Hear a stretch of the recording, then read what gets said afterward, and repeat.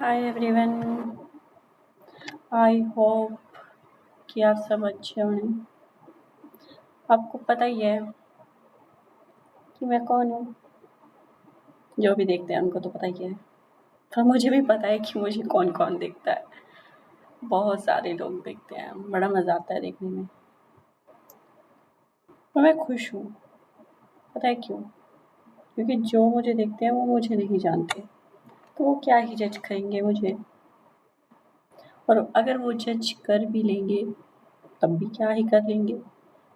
वो कौन सा मेरे से ही बात कर रहे हैं या फिर मैं उनसे ही बात कर रही हूँ। मुझे इस चीज़ की कोई टेंशन नहीं है। 2 दिनों से मैं वीडियो नहीं बना पाई, इसकी प्रॉब्लम ये है कि यहाँ पे लाइट नहीं थी।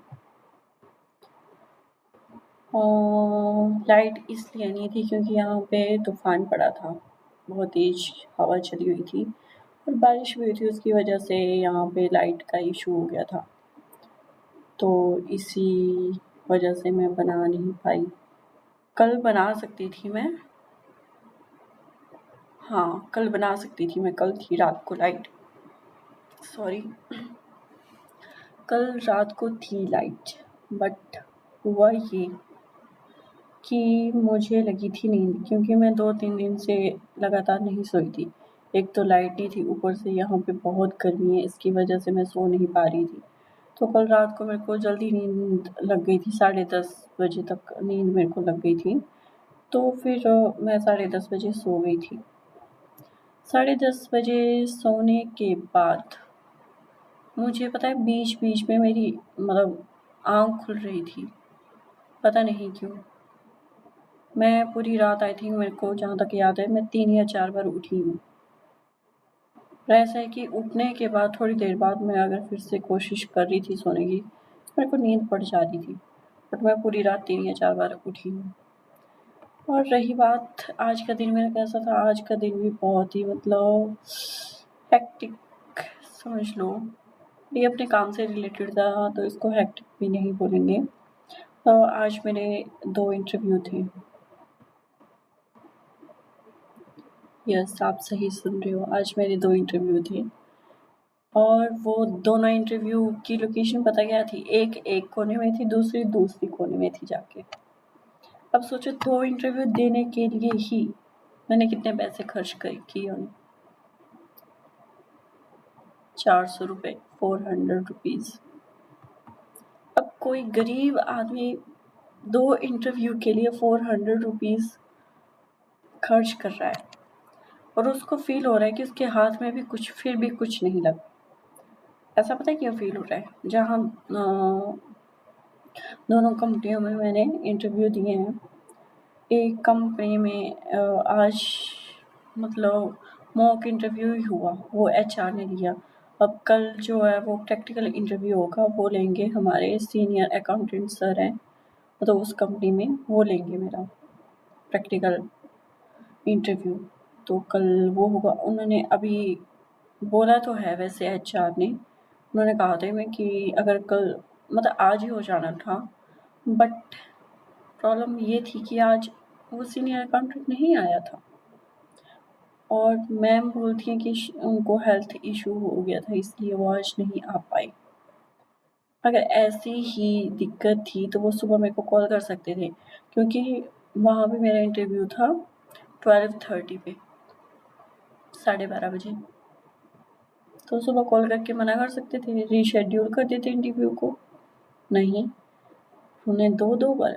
अभी कल उन्होंने कहा है कि अगर आते हैं तो कॉल कर देंगे वो, अभी उसका भी पता नहीं। और दूसरी जगह जहाँ मैंने इंटरव्यू दिया वो ऐसी जगह पे है जहाँ पे आसपास कुछ नहीं है। ऐसा लगता है जैसे पता नहीं कौन से बैकवर्ड एरिया में, ऐसे अजीब से एरिया में आ गया। वहाँ के जो भी लोग आ जा रहे थे वो बहुत ही गंदे तरीके से देख रहे थे यार, लिटरली। वहाँ पे मेरे को ऐसी गट फीलिंग आ रही थी कि वहाँ के जो रहने वाले लोग हैं थोड़े बहुत, वो बहुत ही अजीब से हैं। पता नहीं क्यों इतना अजीब से लग रहे थे मेरे को। बट हाँ, वो कंपनी जो थी वो अंदर से ठीक थी। नॉर्मल सी थी, मतलब ठीक-ठीक ही थी, और जहाँ पे उस कंपनी में जो को-वर्कर थे वो भी अच्छे थे, वो अच्छे लगे मेरे को, ठीक थे। वहाँ पे मेरा इंटरव्यू हुआ। उन्होंने कहा कि हम 2-3 दिन में बताते हैं आपको। इन दोनों इंटरव्यूओं का भी कोई पता नहीं है, क्या होगा इनमें, क्या नहीं होगा, बट मेरे 450 रुपए जा रहे हैं। हाँ, अगर मैं दोनों में से किसी एक में सेलेक्ट हो जाती हूँ, तब तो ठीक है, पर तब भी वही प्रॉब्लम है, दोनों ही काफ़ी दूर-दूर हैं। अगर होती है सिलेक्शन तो मेरे को शिफ्ट करना पड़ेगा 15 मई तक। यहाँ का मैंने रेंट दिया है इस पीजी का, तो 15 मई तक तो मैं यहीं हूँ। अगर वो 2-3 दिन में एक्सेप्ट कर लेते हैं और इमीडिएट मेरे को ज्वाइन करने के लिए बोलते हैं, तब तो फिर मुझे बहुत प्रॉब्लम हो जाएगी, क्योंकि आने-जाने में ही 200 रुपीज़ खर्च हो जाते हैं एक साइड। 200 250 रखो आप, 200 भी कम है। तो ऐसा रखो कि 220 220 रुपीज़ रखो आप, इतने तो लग ही जाते हैं दोनों साइड के। और 15 तारीख तक अगर आप रख लो, तो मैं ऐसे खाली हूँ।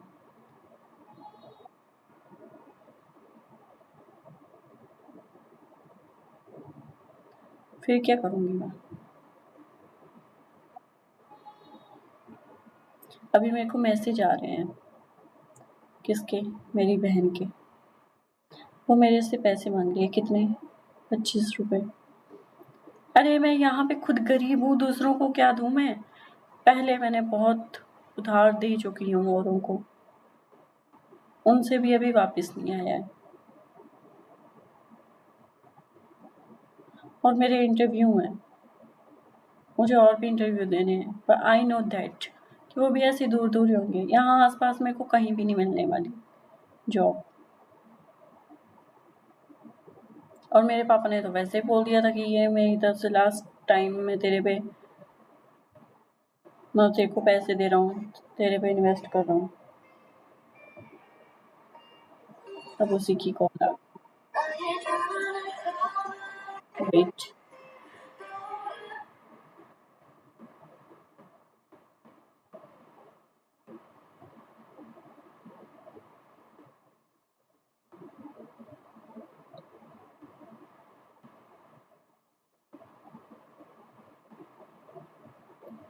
पैसे भेज लेती हूँ, फिर करती हूँ मैं आपसे बात। 2 मिनट वेट।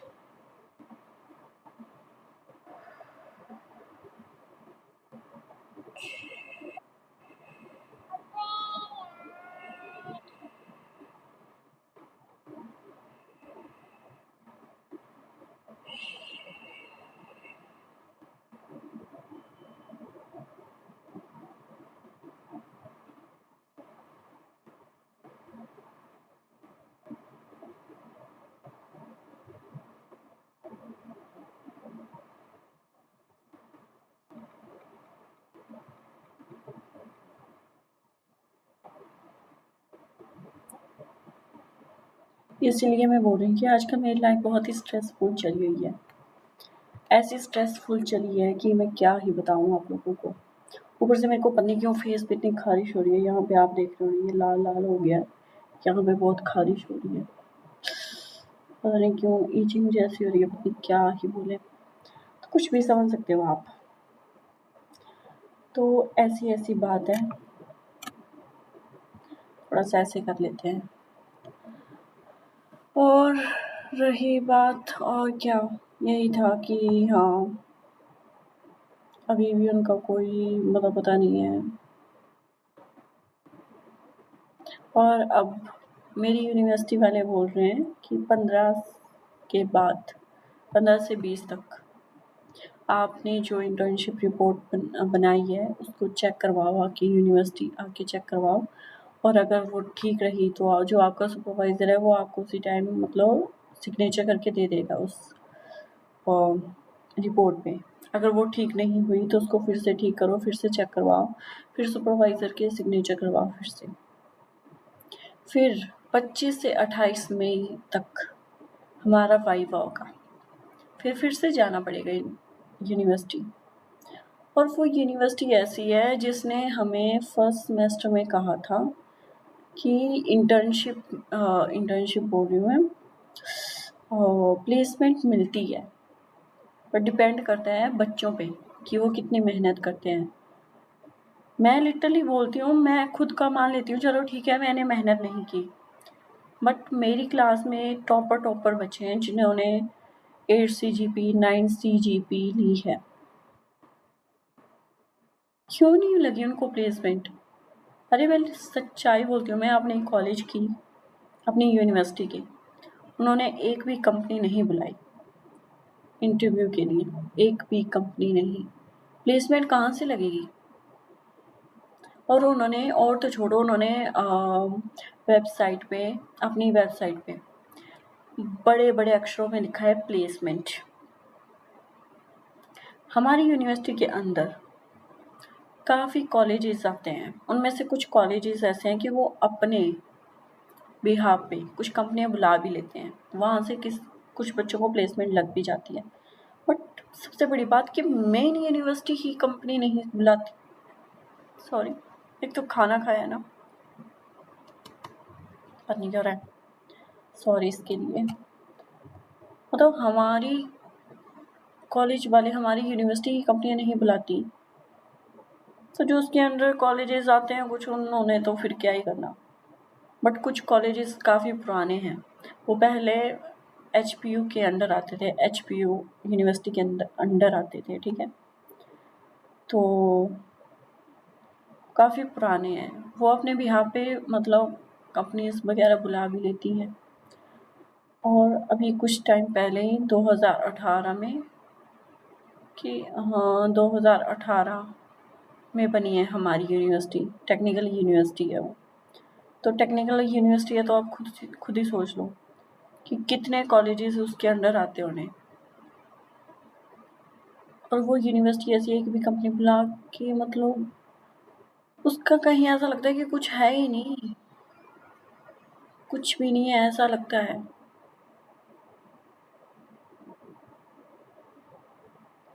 सबसे ज़्यादा परेशान तो वही है फिर।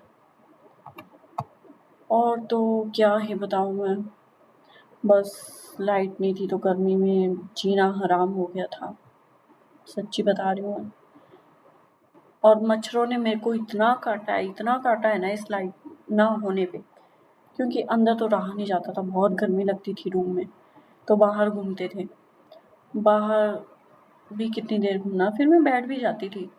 भाई जो मच्छरों ने काट काट के मेरे को लाल लाल डॉट डाले हैं ना, बहुत बुरे तरीके से।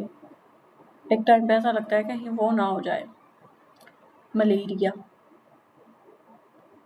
मुझे यकीन है पर वो होता नहीं है, बेशक काफ़ी वो खाया मच्छरों ने, तो बहुत बुरे मच्छर थे भाई।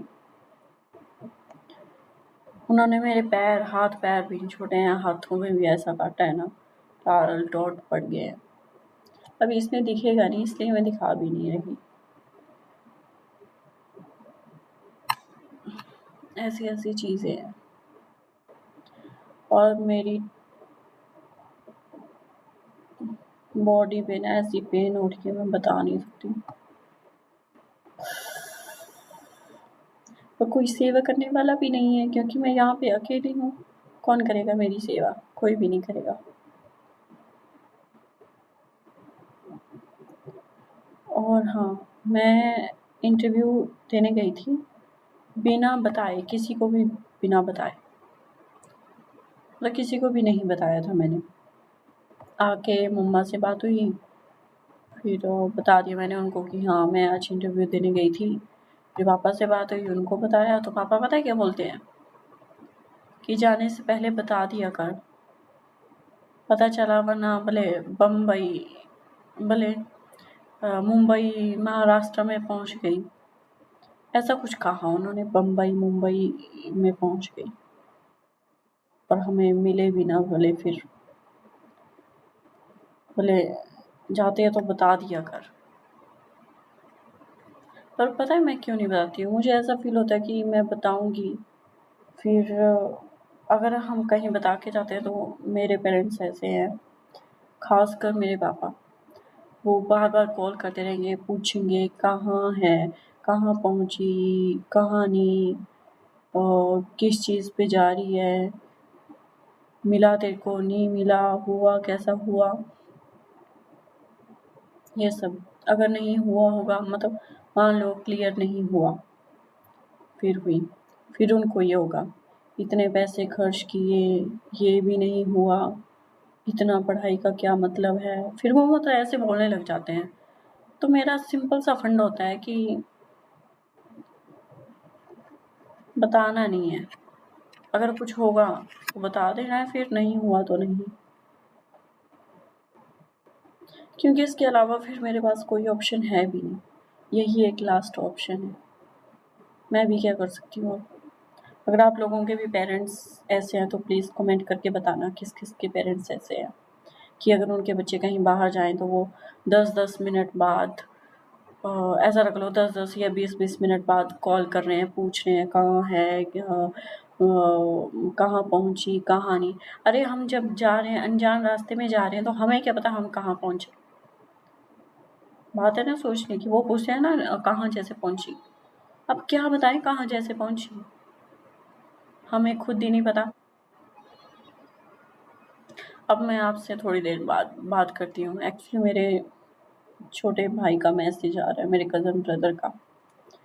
उसने भी नया लैपटॉप लिया है तो उसके लैपटॉप पे साइन अप करना है, तो बस वही काम करवा लूँ, उसके बाद बात करती हूँ मैं आपसे। तब तक बाय बाय। जहाँ हमने बात छोड़ी थी अब वहीं पे छोड़ देते हैं, इससे आगे अब मैं बात नहीं कर सकती, बहुत ज़्यादा थक गई हूँ मैं। तो मैं सोच रही हूँ कि अब मैं सो जाती हूँ, क्योंकि टाइम भी काफ़ी हो गया है गाइस। अरे यार,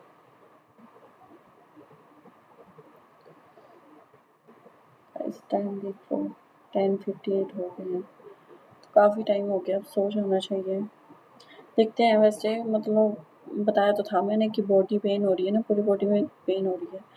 देखते हैं अब नींद आती है कि नहीं आती है, ये तो डिपेंड करता है। और वैसे थक गई हूँ, अब इससे ज़्यादा बात करने का मन भी नहीं है अब मेरा। तो फिर इस वीडियो को अब यहीं पे ख़त्म करते हैं। Bye bye, good night.